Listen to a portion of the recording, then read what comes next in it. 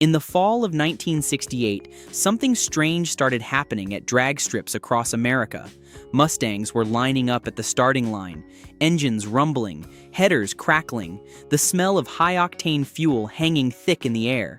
Spectators gathered along the fences, squinting through the haze of tire smoke and exhaust fumes.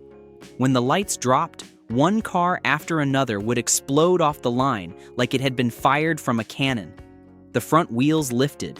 The rear tires turned into clouds of smoke, and by the time the quarter-mile clock stopped, the numbers looked almost impossible. 11.7 seconds, sometimes 11.4, at nearly 120 miles per hour. And here's the crazy part.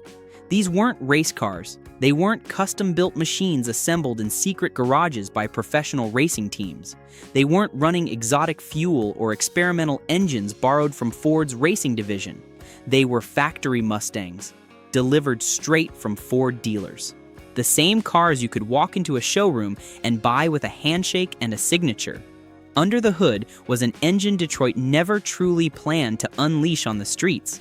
An engine so brutally powerful that even Ford's own engineers quietly admitted something behind closed doors. They had built a monster called the 428 Super Cobra Jet. Most people think they know the story of Ford's big block muscle engines, the Cobra Jet, the Boss 429, the legendary 427 side oiler that dominated endurance racing. But what almost nobody realizes is that the 428 Super Cobra Jet was something different. It wasn't designed for balance. It wasn't designed for refinement. It wasn't built to cruise down boulevards or impress girls at the drive-in. It was built for one thing: total domination in the quarter mile. But the real story behind this engine, how it was created, why it terrified insurance companies, and why Ford eventually had to pull the leash on it, is far more dramatic than most people realize. Because once the 428 Super Cobra Jet hit the streets, Detroit couldn't control what happened next.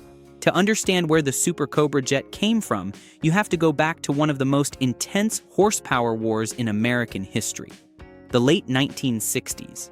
This was the golden age of muscle cars. Every manufacturer was locked in a brutal battle for speed, prestige, and bragging rights. Engineering departments worked around the clock. Test drivers pushed prototypes until they broke. And marketing teams watched the drag strip results like their jobs depended on it, because they did. Chevrolet had the L88 427 Corvette, an aluminum-headed monster officially rated at 430 horsepower, but rumored to make well over 500.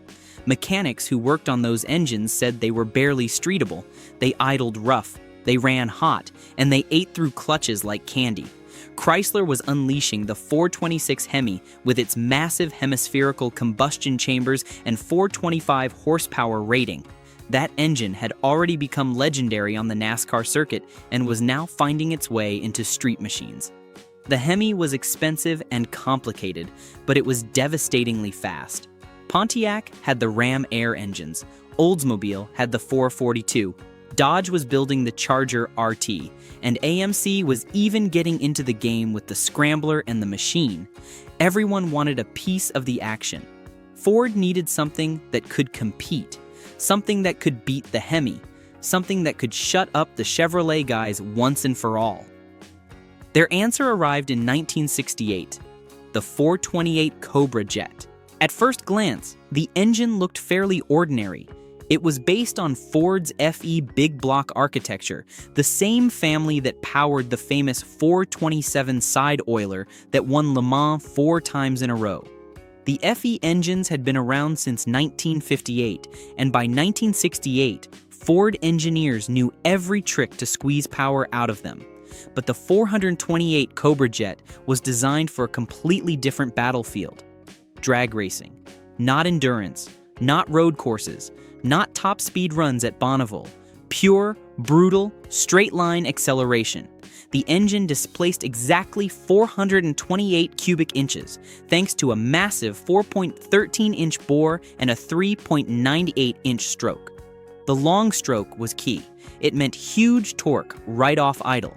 the kind of torque that could twist drive shafts and shred rear tires without even trying. Compression ratio sat at 10.6 to 1, aggressive for pump fuel at the time. Any higher, and the engine would have required expensive racing fuel to avoid detonation. Officially, Ford rated it at 335 horsepower. But that number was, let's just say, very optimistic. Or pessimistic, depending on how you look at it. Most dyno tests showed the engine actually produced closer to 410 horsepower and nearly 440 pound-feet of torque. Some engines tested even higher, depending on the specific combination of parts and tuning. Ford was deliberately underrating the engine. Why? Insurance companies. By the late 1960s, insurers had started charging enormous premiums for high-horsepower cars. Actuaries had noticed something alarming in their data.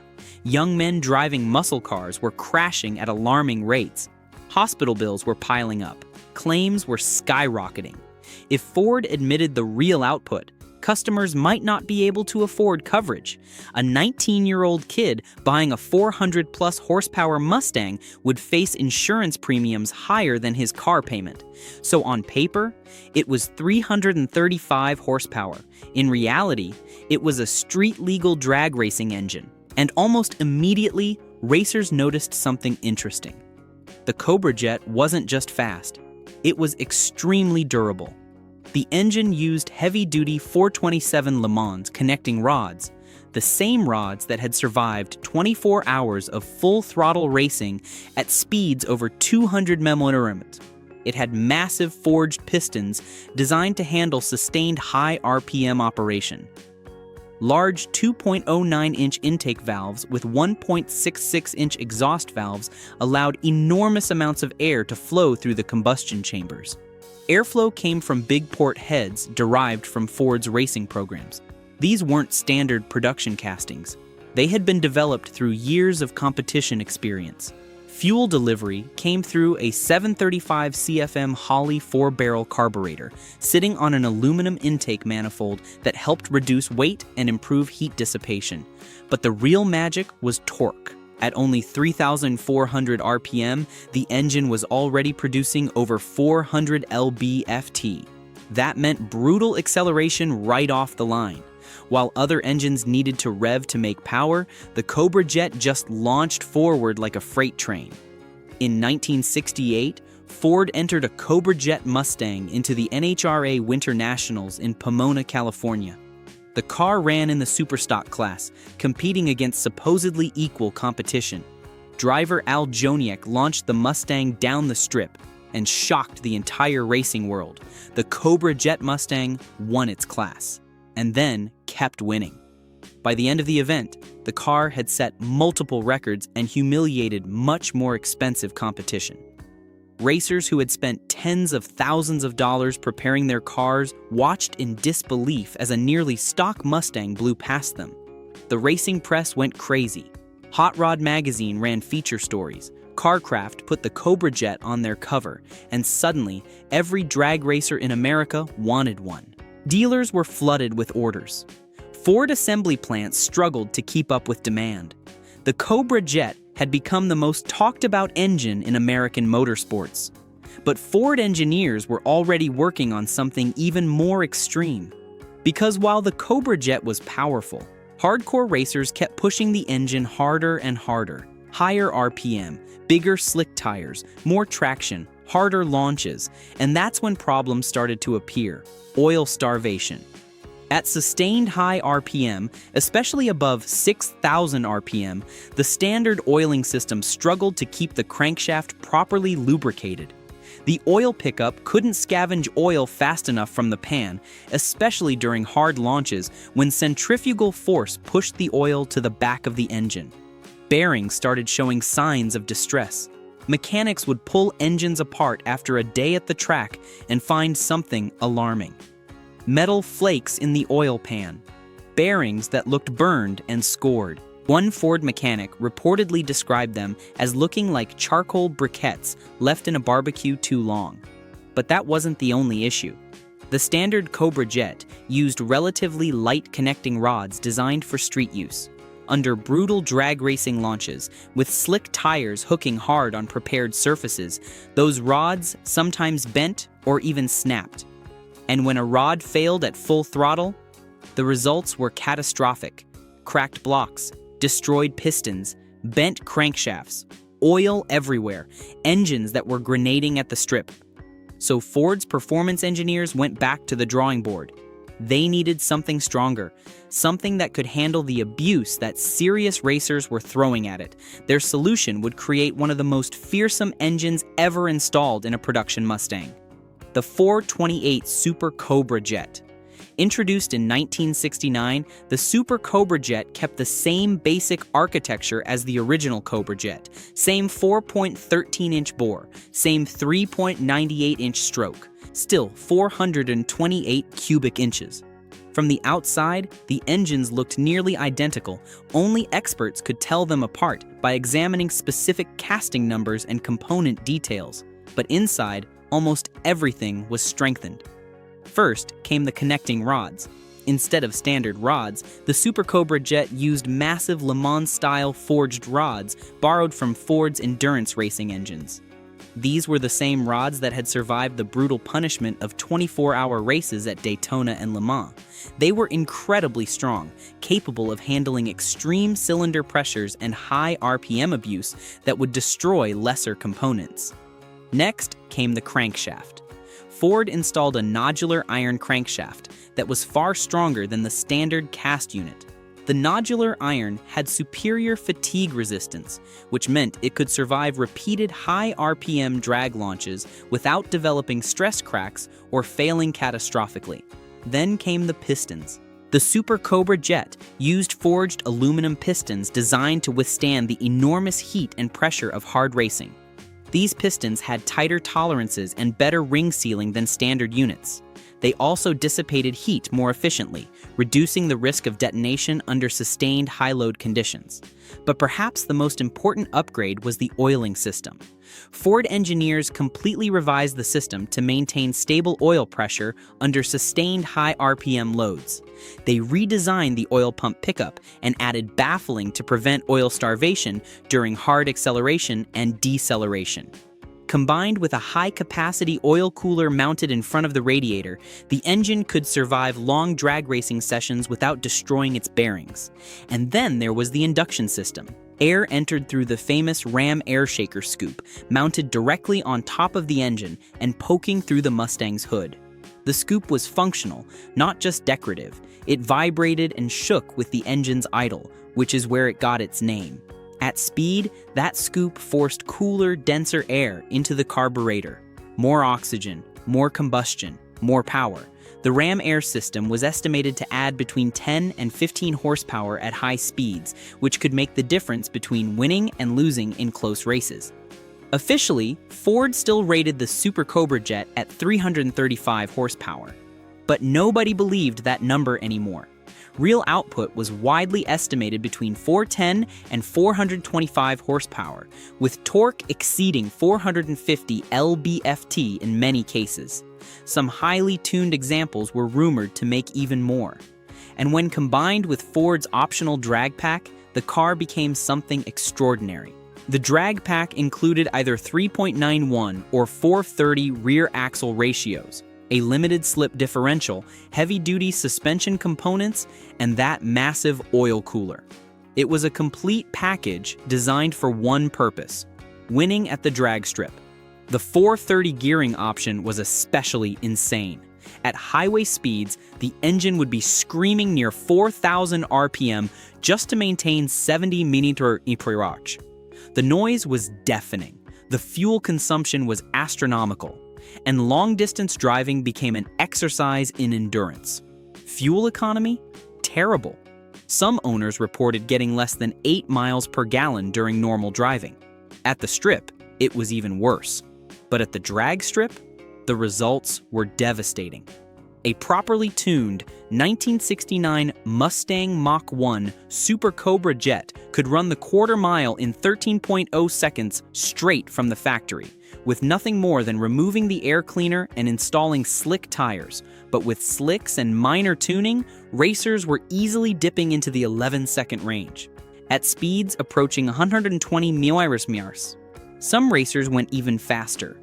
With headers, a hotter camshaft, and careful carburetor tuning, the Super Cobra Jet could run deep into the 10-second zone. That kind of performance made the Super Cobra Jet one of the most feared street engines of its era. But it also created a problem. Ford had unleashed something that ordinary drivers weren't always prepared to handle. The torque was so violent that rear tires could vanish in a few thousand miles. Owners would go through a set of rear tires every few months if they drove the car hard. Drive shafts snapped under the stress of hard launches. Manual transmissions exploded when inexperienced drivers missed shifts. Rear axle housings bent. Even Ford's own engineers privately admitted that the engine could overwhelm many of the cars it was installed in. The chassis and drivetrain components simply weren't designed to handle that much power on a sustained basis. Insurance companies quickly caught on. By 1969, premiums for high-performance muscle cars were skyrocketing. Some drivers were paying over $1,200 per year for insurance. That's the equivalent of nearly $10,000 today. Young buyers were priced out of the market.